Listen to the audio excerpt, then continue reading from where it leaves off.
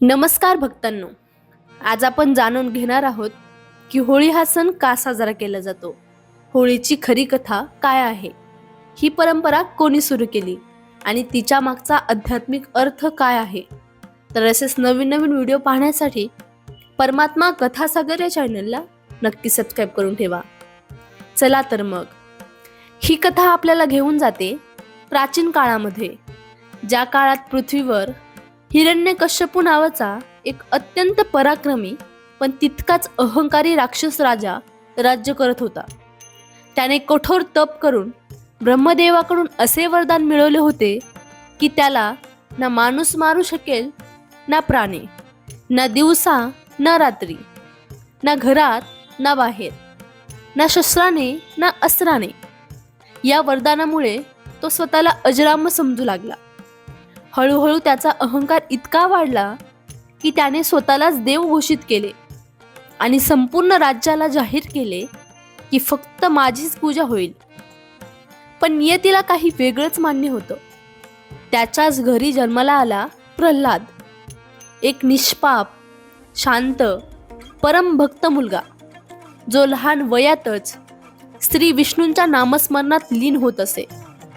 गुरुकुलात जाऊनही तो फक्त नारायण नारायण म्हणत असे. हे पाहून हिरण्यकश्यपू संतापाने पेटून उठला. त्याने प्रल्हादाला अनेक प्रकारे मारण्याचा प्रयत्न केला. कधी सापांच्या विहिरीत टाकलं, कधी डोंगरावरून ढकललं, कधी हत्तीच्या पायाखाली चिरडण्याचा प्रयत्न केला. पण प्रत्येक वेळी प्रल्हाद नारायण म्हणत राहिला आणि प्रत्येक वेळी देवाने त्याचे रक्षण केले. शेवटी हिरण्यकश्यपूने आपली बहीण होलिकेला बोलावले. होलिकेला वरदान होते की ती अग्नीत जळणार नाही. योजना आखली गेली. प्रल्हादाला मांडीवर बसून होलिका अग्नीत बसेल आणि भक्तांचा अंत होईल. चिता पेटली, अग्निज्वाळा आकाशाला भिडल्या. लोक थरथर कापत पाहत होते. पण ज्या क्षणी अग्नी प्रज्वलित झाला, त्या क्षणी वरदानाचा गर्व भस्म झाला. होलिका जळू लागली आणि प्रल्हाद सुरक्षित राहिला. कारण वरदानाचा उपयोग कपटासाठी केला तर तो टिकत नाही.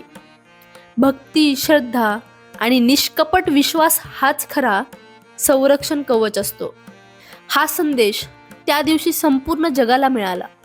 म्हणूनच आजही होळीच्या आदल्या दिवशी होलिका दहन केलं जातं.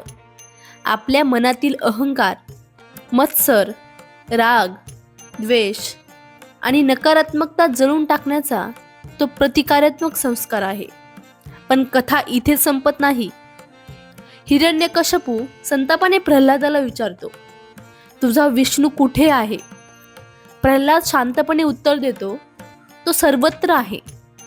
क्रोधाने आंधळा झालेला राजा एका खांबावरती प्रहार करतो आणि त्या खांबातून प्रकट होतो भगवान विष्णूंचा अद्भुत अवतार नरसिंहा. ना पूर्ण माणूस ना पूर्ण प्राणी, संध्याकाळची वेळ, ना दिवस ना रात्र, दाराच्या उंबऱ्यावर ना घरात ना बाहेर, आपल्या नखांनी ना शस्त्र न अस्त्र, अशा रीतीने वरदानातील प्रत्येक अट पूर्ण करत नरसिंह भगवानांनी हिरण्यकश्यपूचा अंत केला. त्या क्षणी सिद्ध झालं, अहंकार कितीही मोठा असला तरी भक्ती आणि सत्य यांचा विजय निश्चित असतो. होलिकेच्या अग्नीत जळणं आणि प्रल्हादाचं वाचणं ही फक्त ऐतिहासिक आणि पौराणिक घटना नाही, तर ती आपल्या प्रत्येकाच्या आयुष्याशी जोडलेली आहे. यानंतर दुसऱ्या दिवशी रंगांची होळी खेळली जाते. वृंदावनात, गोकुळात, बरसानात राधा आणि कृष्णाच्या प्रेमरंगात न्हावून निघालेली होळी साजरी केली जाते. श्रीकृष्ण आपल्या गोपिकांसोबत फुलांची होळी खेळत, रंग उधळत आणि आनंद साजरा करीत. आध्यात्मिक दृष्टीने पाहिलं तर होळी म्हणजे अंतर्मन शुद्धीकरणाची प्रक्रिया आहे. जसं आपण होलिका दहनात लाकूड टाकतो, तसंच आपल्या दोषांना त्या अग्नीत अर्पण करायचं असतं. भारताच्या विविध भागात होळी वेगवेगळ्या पद्धतीने साजरी होते. कुठे लठमार होळी, कुठे फुलांची होळी, कुठे धुलीवंदन, तर कुठे बसंत उत्सव. ही होती होळी मागची संपूर्ण कथा. भक्त प्रल्हादाची अढळ श्रद्धा, होलिकेचा गर्व, हिरण्यकश्यपूचा अहंकार आणि नरसिंह भगवानांचा न्याय, आणि या सगळ्यातून मिळणारा एकच संदेश, सत्यश्रद्धा आणि प्रेम यांचा शेवटी विजय होतो.